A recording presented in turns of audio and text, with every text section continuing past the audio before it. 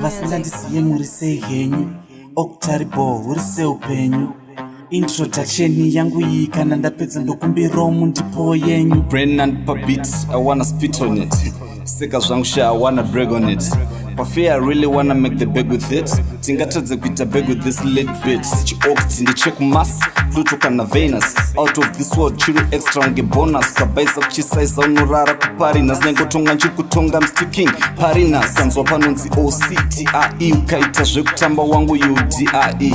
Zvekuti unondidya izvichina E. Aundigono singazive kudya PIE. Pamangoma ndakasimba wangu I'm true fit. Please forfeit ngakunyudza 6 feet.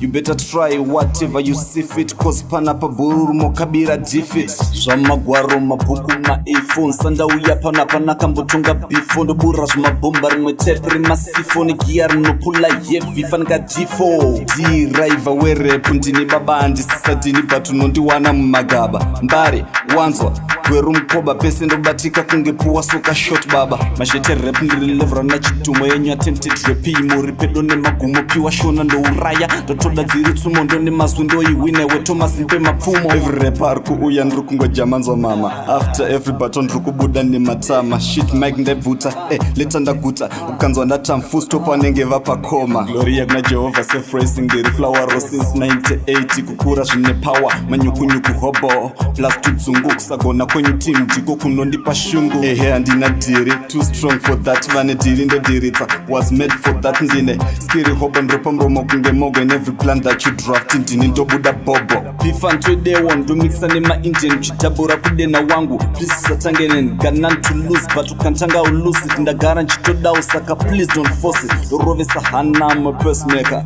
Doviringa msora stress maker.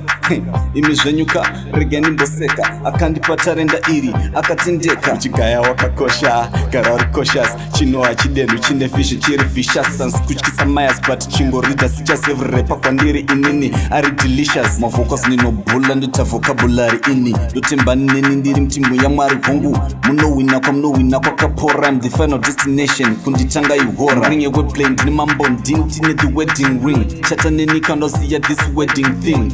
Let me sing, chinga netse chi. You were taking notes and just keep seeing. Hallelujah, hallelujah, I'm feeling free. A solo track nrukuitange vanu 3. Ongo kune madara kudara kaya kudara nanda dara ke mafta ndinipi. Rinzi marecha waiketa. Pando bata basa apa shai anukecha. Ndokuti dewa na umakuntupuwa. Ndogara pa hiti komi Dr. Fiwa. Vasingandisiye muri sei henyu Octie uri seupenyu introduction yangu iyi naundapedza ndokumbirawo mundipo yenyu OC Mondoro TIE yeah Chapela